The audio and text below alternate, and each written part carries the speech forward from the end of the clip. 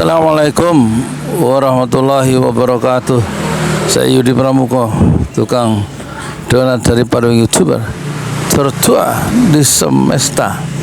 Sambil siap-siap pagi tadi untuk jualan bubur ayam, saya melihat dua video yang menghentak ya, dari Amin Rais Official dan kemudian dari official Rocky Gerung Official. Dua-duanya melakukan kritik yang tajam ya kepada pemerintahan Jokowi. Pertama, Amin Rais, dia baru mengunjungi Gus Nur ya, di penjara bersama istrinya, dan Rocky Gerung menyoroti beban Prabowo itu luar biasa berat karena warisan buruk dari Jokowi. APBN itu tersisa tinggal 1.100 triliun, sebagian besar untuk membayar utang, padahal sudah diingatkan dulu ya, warisan Jokowi itu menghambur-hamburkan atau menimbun utang ya, jalan tol utang, kemudian kereta cepat, dan juga kemudian satu lagi IKN. Itu membuat rakyat itu sekarang, kata Rocky Gerung, itu hidup ya dengan daya beli yang rendah, pengangguran banyak, kohesi sosial masyarakat itu rusak ya, demokrasi rusak. Ini semua ulah Jokowi, kata Rocky Gerung. Sementara yang tidak dilihat oleh Rocky Gerung tapi diingatkan oleh siapa itu, oleh Amin Rais. Jokowi ini memang merusak demokrasi, dan sepanjang pemerintahan Jokowi itu sudah 52 orang mati di luar hukum ya, unlaw killing ya, apa istilahnya, wafat atau mati, tewas karena di luar jalur hukumnya, dibunuh secara semena-mena oleh aparat. Kontras, kata Amin Rais, menyuguhkan angka 52 orang mati, unlawful killing ya, dan Amin Rais menyebut angka 52. Terus saya cek, ternyata kontras di tahun 2023 hanya mengungkapkan fakta yang mati bukan 52 tapi 46. Terus Amin Rais kok bisa sampai 52? Oh, ternyata ditambah dengan unlawful killing, yaitu 6 laskar Front Pembela Islam yang mati tanggal 7 Desember 2020. 6 ditambah 46 berarti 52.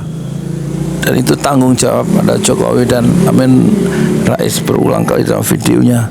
Setelah kekuasaan nanti berakhir, Jokowi harus diseret ke pengadilan bersama keluarganya, dan itu juga diingatkan oleh Rocky Gerung ya.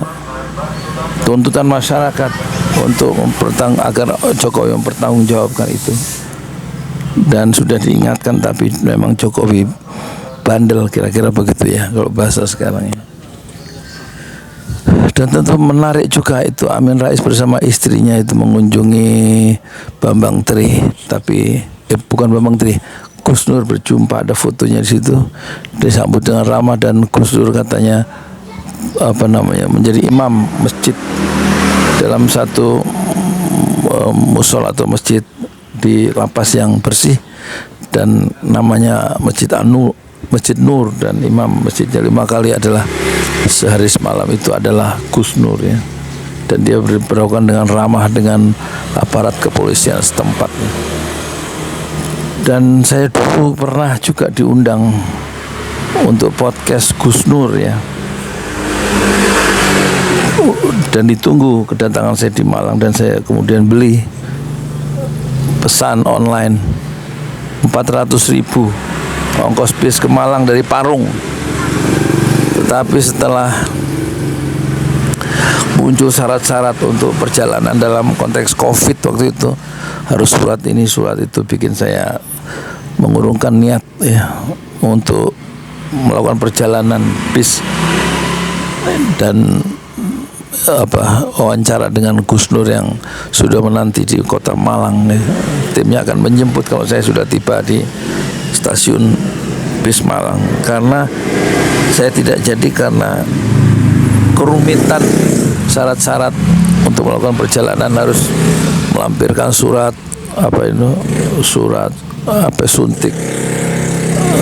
suntik COVID dan lain-lain. Sampai sekarang kan saya nggak mau disuntik COVID itu, ya, yang pertama kayak yang kedua kayak yang ketiga ya.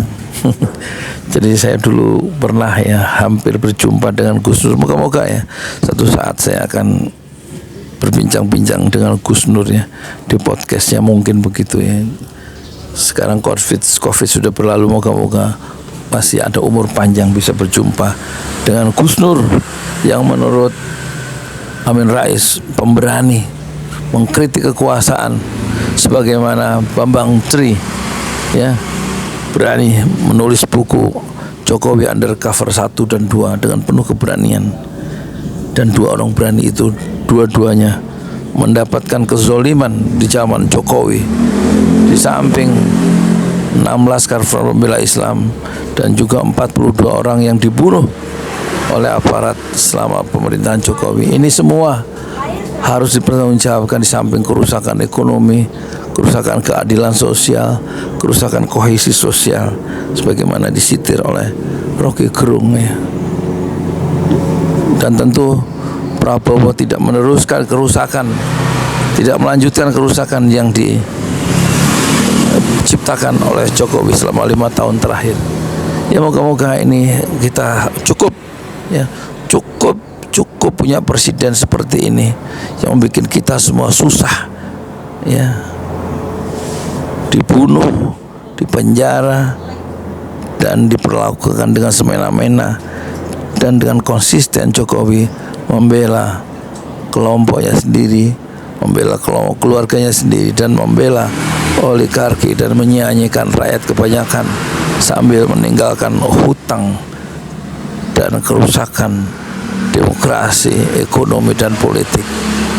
Assalamualaikum warahmatullahi wabarakatuh. Saya Yudi Pramuka, tukang donat dari Purworejo, tertua di semesta. Fasbir sabran jamilah, bersabarlah dengan kesabaran yang indah. Saya ada di warung bubur ayam ya, menanti pembeli.